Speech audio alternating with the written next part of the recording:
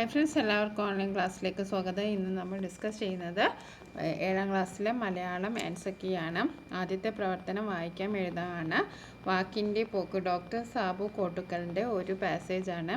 ഭാഷയിലെ ഏറ്റവും പ്രധാന ഘടകം വാക്യമാണ്. ഒരു കാര്യം വാക്യത്തിൽ പറയുമ്പോഴാണ് ഏറെക്കുറെയെങ്കിലും അർത്ഥബോധം ഉണ്ടാകുന്നത്. വാക്കുകൾ കൂട്ടിച്ചേർത്താണല്ലോ ഭാഷയുണ്ടാകുന്നത്. നല്ല ശ്രദ്ധയോടെ വാക്കുകൾ തിരഞ്ഞെടുത്ത് പ്രയോഗിക്കുന്നതാണ് ഭാഷാ പ്രയോഗത്തിൽ വിജയിക്കുന്നത്. വേണ്ട വാക്ക് വേണ്ടിയിടത്ത് ഉപയോഗിക്കാൻ കഴിയണം. പ്രിയംവദ ശ്രദ്ധിച്ചു നോക്കൂ. അവർ വശ്യമായ വാക്കുകൾ വാക്യത്തിൽ വിന്യസിക്കുന്നത് കാണാം. അവൻ്റെ തൊണ്ട ശവക്കുഴിയാകുന്നു എന്ന് ബൈബിളിൽ പറയുന്നുണ്ട്. ഏറ്റവും ശക്തമായ നിലയിൽ ഭാഷ ഉപയോഗിക്കുന്നവരെയാണ് ഈ പ്രയോഗം ലക്ഷ്യമാക്കുന്നത്. അപ്രിയ വാക്കുകൾ പ്രതിപക്ഷ ബഹുമാനമില്ലാതെ നിരത്തിയാണ് അത്തരം ആളുകൾ വാക്യം നിർമ്മിക്കുന്നത്. അത് മാക്കിയ ഭാഷയും അതുവഴി വ്യക്തിത്വവും ചീത്തയാക്കും. അതുകൊണ്ട് തന്നെ അതിശയിപ്പിക്കുന്ന ഒരു ഭാഷാവസ്തുവാണ് വാക്ക്. പ്രിയമതമാർ, നല്ലതു പറയുന്നവർ, വശ്യം, ആകർഷകം. ഫസ്റ്റ് ക്വസ്റ്റ്യൻ ഇതാണ്. ഒരു കാര്യം അർത്ഥബോധത്തോടെ ഗ്രഹിക്കാൻ കഴിയുന്നത് എപ്പോഴാണ്? വാക്യത്തിൽ മനസ്സിലാകുമ്പോൾ, വാക്കുകളെ അറിയുമ്പോൾ, അർത്ഥം അറിയുമ്പോൾ, ആഴത്തിൽ ചിന്തിക്കുമ്പോൾ. ഒരു കാര്യം അർത്ഥബോധത്തോടെ ഗ്രഹിക്കാൻ കഴിയുന്നത് എപ്പോഴാണ്? ഒരു കാര്യം വാക്യത്തിൽ പറയുമ്പോഴാണ് അർത്ഥബോധത്തോടെ. അപ്പോൾ വാക്യത്തിൽ പറയുമ്പോൾ. ഇനി ഭാഷാ പ്രയോഗത്തിൽ വിജയിക്കണമെങ്കിൽ എന്താണ് വേണ്ടത്? അറിവ് നേടണം, ശ്രദ്ധയോടെ വാക്കുകൾ തിരഞ്ഞെടുക്കണം, രസകരമായ ഭാഷ പ്രയോഗിക്കണം, നല്ല പുസ്തകങ്ങൾ വായിക്കണം.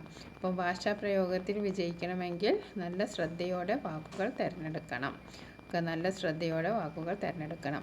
ഭാഷയും വ്യക്തിത്വവും മോശമാകുന്ന സാഹചര്യം ഏത്? വലിയ വാക്കുകൾ ചേർത്ത് വാക്യം നിർമ്മിക്കും. മോശമായ വാക്കുകൾ ഉപയോഗിച്ച് ഭാഷ പ്രയോഗിക്കുമ്പോൾ. അപ്പോൾ ശരിയായ ഉത്തരം മോശമായ വാക്കുകൾ ഉപയോഗിച്ച് ഭാഷ പ്രയോഗിക്കുമ്പോൾ. അതിശയിപ്പിക്കുന്ന ഭാഷാവസ്തുവായി പരിഗണിക്കാൻ കഴിയുന്നത് നല്ല വാക്കുകൾ ചേരുന്ന വാക്യം, നല്ല വാക്കുകൾ തരുന്ന അർത്ഥം, വാക്യവും അർത്ഥവും വാക്യങ്ങളുടെ കൂട്ടം. അപ്പോൾ അതിശയിപ്പിക്കുന്ന ഭാഷാവാക്യങ്ങൾ എന്ന് പറഞ്ഞാൽ എന്താണ്? ആളുകൾ വാക്യം നിർമ്മിക്കുന്നത്. അപ്രിയ വാക്കുകൾ പ്രതിപക്ഷ ബഹുമാനമില്ലാതെ നിരത്തിയാണ് അത്തരം ആളുകൾ അത് ശീലമാക്കിയ ഭാഷയും അതുവഴി വ്യക്തിത്വവും അതുകൊണ്ട് തന്നെ അതിശയിക്കുന്ന ഒരു ഭാഷാവസ്തുവാണ് വാക്ക്.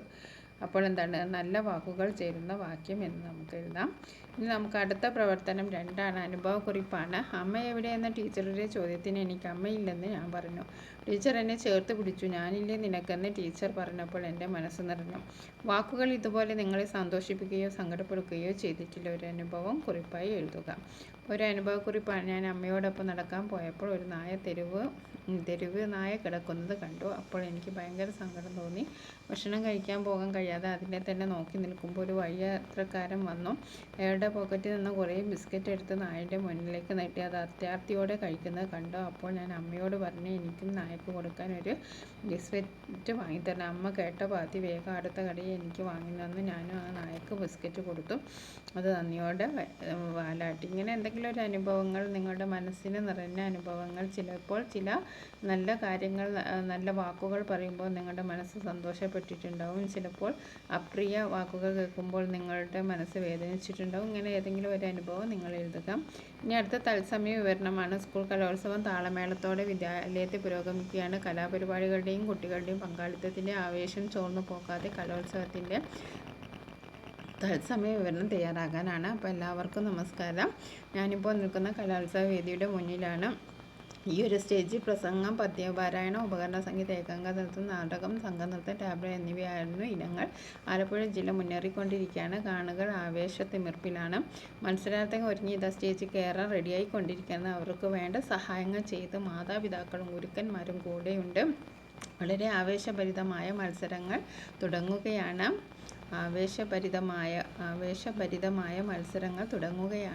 കലോത്സവത്തിൽ നിന്ന് പ്രവീൺ കുമാർ, ചിന്താ ന്യൂസ്. അപ്പോൾ നിങ്ങൾ ശ്രദ്ധിക്കേണ്ടത്, എല്ലാവർക്കും നമസ്കാരം. പിന്നെ കാര്യങ്ങളൊക്കെ എഴുതുക. പിന്നെ നിങ്ങൾ കലോത്സവ വേദിയിൽ നിന്നും റിപ്പോർട്ടർ എന്ന് എഴുതണേ. റിപ്പോർട്ടർ പ്രവീൺ കുമാർ. കലോത്സവ വേദിയിൽ നിന്ന് റിപ്പോർട്ടർ പ്രവീൺ കുമാർ, ചിന്താ ന്യൂസ്. ഇനി പ്രവർത്തനം 4 വിശകലന കുറിപ്പാണ്. പ്രകൃതി ഒരു ചിത്രശാലയാണ്. നാനാവർണ്ണങ്ങൾ ചാലിച്ചേർത്തത്. സർവ്വ ജീവജാലങ്ങളും ഇവിടെ ചിത്രവിരുന്നൊഴുക്കുകയാണ്. ചിത്രശലഭങ്ങൾ എന്ന കവിത വിശകലനം ചെയ്ത് കുറിപ്പ് തയ്യാറാക്കുക. ചിത്രശലഭം എന്ന കവിത എഴുതിയത് ആരാണ്? എസ് ജോസഫാണ്. മനോഹരമായ വർണ്ണചിത്രങ്ങളുമായി പാറിപ്പറക്കുന്നവരാണ് ചിത്രശലഭങ്ങൾ. മനുഷ്യജീവിതത്തിൻ്റെ വ്യത്യസ്ത കാലഘട്ടങ്ങളെ ചിത്രശലഭങ്ങളുടെ ജീവിതവുമായി താരതമ്യപ്പെടുത്തുകയാണ് എസ് ജോസഫ്. മനോഹരമായ വർണ്ണച്ചിറകുകളുമായി പറന്നു നടക്കുന്ന, രണ്ട് കൈയിലും ചിത്രങ്ങളും പിടിച്ച് പറന്നു നടക്കുന്ന ചിത്രകാരന്മാരും ചിത്രകാരികളുമാണ് ചിത്രശലഭങ്ങൾ എന്ന് കവി പറയുന്നു. ഭൂമിയിൽ നിറക്കൂട്ടുകളും ചിത്രരചനയും വികസിക്കാത്ത കാലത്ത് മനുഷ്യരെ ചിത്രങ്ങൾ കൊണ്ടു നടന്ന് കാണിച്ചവരാണ് ചിത്രശലഭങ്ങൾ.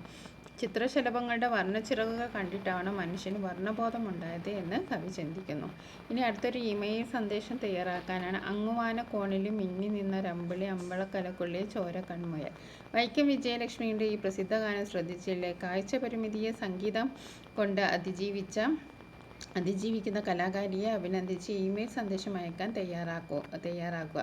അപ്പോൾ ഇമെയിൽ സന്ദേശം അയക്കുമ്പോൾ നമ്മൾ ഫ്രമും ടൂവും എന്തായാലും എഴുതണം. ഫ്രം ഒരു ഇമെയിൽ അഡ്രസ്സ് ചെയ്യുക. അതിൻ്റെ മാതൃകയൊക്കെ ഇന്നലെ നമ്മൾ ഡിസ്കസ് ചെയ്താണ്. ടൂവും നമ്മൾ എഴുതണം. പിന്നെ വിഷയം എഴുതണം. അഭിനന്ദനങ്ങൾ. മലയാള ചലച്ചിത്ര ഗാനലോകത്ത് തൻ്റേതായ വ്യക്തിമുദ്ര രചിച്ച ഗായികയാണ് വൈക്കം വിജയലക്ഷ്മി. മലയാളത്തിന് പുറമെ തമിഴിലും വിജയലക്ഷ്മിയുടെ പാട്ടുകൾ ഹിറ്റായി. കാഴ്ചകളുടെ ലോകം വിജയലക്ഷ്മിക്ക് അന്യമാണെങ്കിലും സംഗീതം കൊണ്ട് ഉൾവെളിച്ചം കൊണ്ട് നിറച്ച വിജയലക്ഷ്മിക്ക് 1000 അഭിനന്ദനങ്ങൾ. സംഗീത തപസ്യ മുന്നോട്ട് കൊണ്ടുപോകാൻ സർവശക്തൻ അനുഗ്രഹിക്കുമാറാട്ടെ എന്ന് പ്രാർത്ഥിച്ചുകൊണ്ട് സ്നേഹപൂർവ്വം ലക്ഷ്മി. അപ്പോൾ ഇതിൻ്റെ ഫോർമാറ്റ് നിങ്ങൾ ശ്രദ്ധിക്കേണ്ടത് ഫ്രം കൊടുക്കണം, ടു കൊടുക്കണം, വിഷയം കൊടുക്കണം. ഓക്കെ. ഇനി വൻകടൽ പോലെ പരിണിതോ എല്ലാം ഇവിടെ പറയുന്ന വമ്പട പാണ്ഡവസേന, കൗരവസേന, കാലാൽപ്പഴ, വെള്ളക്കുതിര. ഇനി നമുക്ക് അടുത്തത് പ്രവർത്തനം 6 കുറിപ്പ് തയ്യാറാക്കാനാണ്. കുട്ടികൾ ഞങ്ങൾ കുന്നിൽ ചെന്ന കുന്നിൽ നിറയെ പൂവിരിയും, കുയിലുകൾ പാടും, മയിലുകൾ ആടും, കുന്നോരം ഹാ കുളിരണിയും. ജയനാരായണൻ തൃക്കാക്കര. വരികൾ വായിച്ചില്ല, ആസ്വദിച്ച ഒരു കാഴ്ചയെക്കുറിച്ച് എഴുതാനാണ്. ഒരവധി ദിവസം വെറുതെ മുറ്റത്തു കൂടി നടക്കുകയായിരുന്നു ഞാൻ. വിശാലമായ ഞങ്ങളുടെ മുറ്റത്ത് ധാരാളം പൂച്ചെടികൾ പുഞ്ചിരി തൂക്കി നിൽക്കുന്നു. അവയ്ക്കിടെ പല വർണ്ണങ്ങളിലുള്ള പൂമ്പാറ്റകൾ പാറി നടക്കുന്നു. എന്തൊരു ഭംഗിയാണ് അവരുടെ ചിറകുകൾക്ക്! ഈ നിറങ്ങളൊക്കെ ആരാണ് അവർക്ക് നൽകിയെന്ന് അത്ഭുതത്തോടെ ഞാൻ ആലോചിച്ചു. ഇത് ഏത് മഹാചിത്രകാരനാണ് ഈ വിധം ഇവയൊക്കെ വരച്ചു വെച്ചത്? കറുപ്പും വെളുപ്പും നീലിയും ചുവപ്പും അങ്ങനെ പല നിറങ്ങൾ, പല ചിത്രങ്ങൾ. പൂക്കൾക്കാണ് പൂമ്പാറ്റകൾക്കാണ് കൂടുതൽ ഭംഗി. പൂമ്പാറ്റകൾക്ക് ഓരോ പൂവിലും തങ്ങളുടെ മൃദുലമായ കാലുകൾ ഊന്നി തേൻ കുടിക്കുന്നു. ആ കാഴ്ചയും മയങ്ങി നിൽക്കുമ്പോൾ എത്ര സുന്ദരവും വർണ്ണമനോഹരമാണ്. ചെറിയൊരു മാതൃകയാണ്.